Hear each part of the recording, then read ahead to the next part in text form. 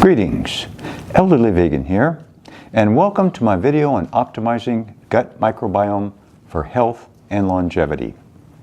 First, I would like to mention that all of the information I will be presenting in this video comes directly from 5 sources. Dr. Mark Hyman's book, Young Forever, Dr. Murray's book, The Longevity Matrix, Dr. Greger's book, How Not to Age, and a podcast by Dr. Eric Berg, as well as from AI to get clarification for a few specific questions. Amazingly, a physician who lived 24 centuries ago was perhaps the first one to recognize the importance of a healthy digestive system. It was the Greek physician named Hippocrates who is first credited with saying, "All health begins in the gut." But it hasn't been until recently that researchers are starting to really appreciate how critical our gut flora is with regard to our health and even longevity. And what the researchers are finding is nothing less than astounding. It is estimated that 1,000 species of bacteria compromise our gut microbiome. And like Hippocrates implied, nearly all chronic disease is linked to gut health in one way or the other. These bacteria produce vitamins. They boost the immune system. They produce and balance hormones. And they are even involved with the production of neurotransmitters, which have the effect of influencing our psychological behavior. In fact, it is estimated that the total number of genes comprising all these individual species of bacteria is approximately 3 million compared to the relatively minuscule genetic makeup of humans, which is more on the order of 20,000 genes. And one of the most important roles of a healthy gut is to prevent systemic inflammation. And this alone is huge because systemic inflammation is all too frequently at the very foundation of deadly chronic disease. Diseases like coronary heart disease, stroke, type 2 diabetes, Alzheimer's disease, high blood pressure, and many forms of cancer all get their start through systemic inflammation. And the term for a gut microbiome, which is out of balance, is referred to as dysbiosis. And according to Dr. Murray, it's impossible to achieve optimal health and longevity with an out-of-balance gut flora. Dysbiosis has many causes, but a low-fiber diet, highly processed foods, sugar, excess animal protein, food additives, alcohol, antibiotics, pesticides, and herbicides are all causes of dysbiosis. Note that with the exception of antibiotics, the standard American diet looks to be the perfect storm for a gut microbiome gone awry. But as mentioned earlier, increased fiber intake is the best way to tip the scales in favor of maintaining a healthy gut flora. Thus, as Dr. Greger says, change your diet and you change your gut flora. And without a doubt, the most fiber-rich diets will be found in a whole food, plant-based vegan diet. As you may know, the recommended daily intake of fiber is 30 grams, yet the average American consumes only about 8 to 15 grams. Whereas a person on a whole food plant-based diet could easily get 100 grams of fiber per day, if not more. Apparently, only 5% of the U.S. population gets the recommended 30 grams of fiber per day, and 30 grams is a paltry amount from a whole food plant-based perspective. But in addition to fiber, it's also worth mentioning that plant nutrients, referred to as polyphenols, also play a critical role in maintaining optimal gut health. And when it comes to the superstars of polyphenols, green tea is a top contender, but other foods rich in polyphenols include onions, olive oil, garlic, broccoli, apples, grapes, berries, spinach, oats, lentils, peas, walnuts, almonds, dark chocolate, turmeric, cinnamon, and even coffee. And given that neither fiber nor polyphenols are found in meat and dairy, the role of a whole food, plant-based diet reigns supreme with regard to a healthy gut microbiome. So you might ask, what's the significance of fiber in maintaining a healthy gut flora anyway? Well, as it turns out, fiber is the food source for all of the good guys. We cannot digest fiber, but bacteria can through the process of fermentation.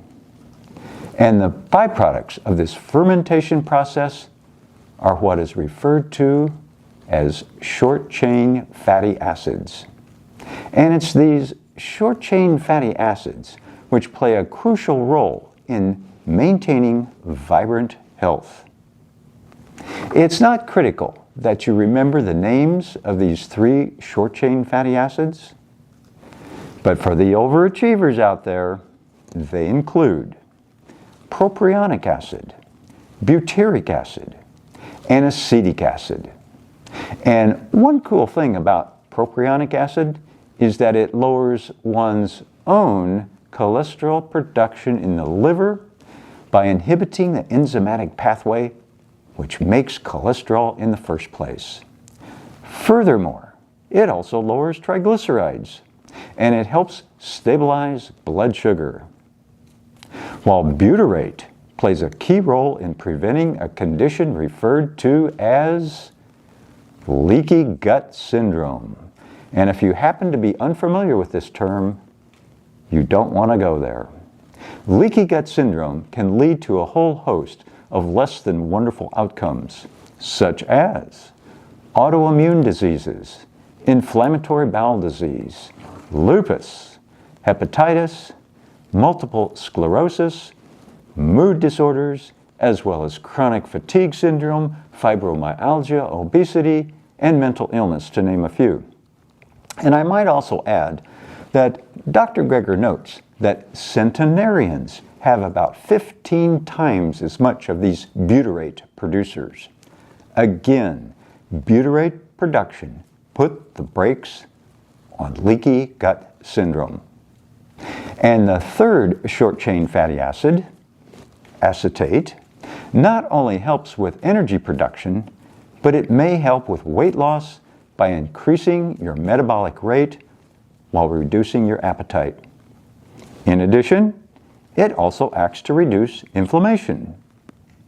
So at this point, I'm going to mention 6 different species of bacteria which are regarded as keystone species for maintaining optimal health. Unfortunately, the scientific names of these good bugs are by no means household words. However, they are no more complicated than lactobacillus, and that one comes pretty close to being a household word. But if there's an emerging superstar among the keystone bacteria, it's with the recently discovered bacteria that goes by the name of Akkermansia muciniphila. Akkermansia was first discovered in 2004, but just in the last few years, we have discovered how important this keystone species is to overall gut health and even longevity. Akkermansia helps to maintain the mucus barrier between your digestive system and your bloodstream.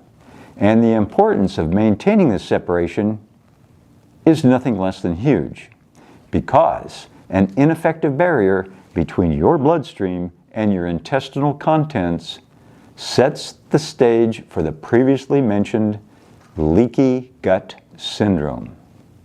In fact, researchers have been identifying what species of bacteria are found in the digestive system of centenarians.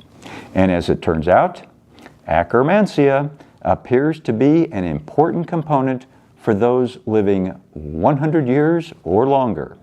So much so that its presence is regarded as a healthy aging biomarker, and it is particularly sparse in elders suffering from fragility.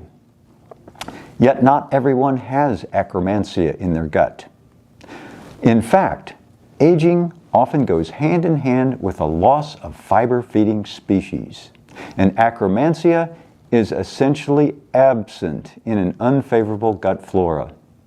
And this sets the stage for the previously mentioned leaky gut syndrome, which brings on systemic inflammation and therein nearly all the hallmarks of premature aging. Other keystone species of a healthy gut flora include Prevotella. This one happens to be missing in about 70% of the population, and it really gets knocked out by antibiotics, according to Dr. Berg. It helps with blood sugar control, and apparently it helps get rid of oxalates, which can lead to kidney stones and other issues which prevent nutrients from being absorbed from your food. Other health benefits of Prevotella include helping reduce the risk of cardiovascular disease, and it also helps reduce visceral fat. Another keystone species, Faecalibacterium, is missing in about 40% of the population, yet it exhibits anti-inflammatory properties, helps prevent autoimmune diseases, and helps with intestinal immune health. And then there's Ruminococcus, which happens to be missing in about 50% of the population. It's required for the digestion of certain fibers found in cereals, legumes, and certain fruits. And it may help reduce the risk of type 2 diabetes. And then we have Bacteroides fragilis, which resists the growth of cancers provided enough vitamin D is present. Also, it helps regulate the immune system and helps protect against inflammatory disease. And last on the list of keystone species is Lactobacillus reuteri. This one is missing in approximately 95% of the population. It prevents a condition referred to as small intestinal bacterial overgrowth. Lactobacillus reuteri apparently makes 7 different natural antibiotics, which conveniently take out the bad guys and leave the good ones alone. In addition, it also produces oxytocin. This is a hormone which plays a key role in uterine contractions during childbirth, but it also acts as a neurotransmitter for social bonding, including romantic attachment. Oxytocin is often referred to as the love hormone. This concept of a bacterium producing a neurotransmitter affecting human behavior seems almost too weird for words, but apparently that's what the researchers are saying. So as you can see, the importance of a healthy gut microbiome just cannot be overemphasized. And without a doubt, the absolute best way to keep all of your gut bacteria guys happy and flourishing is to give them what they want: an abundance of fiber-rich foods and polyphenols to their heart's content. And there's no better way to do that than a whole food, plant-based diet. Well, I hope you found this video worthwhile. And if you did, please give us a like. Until next time, the Elderly Vegan.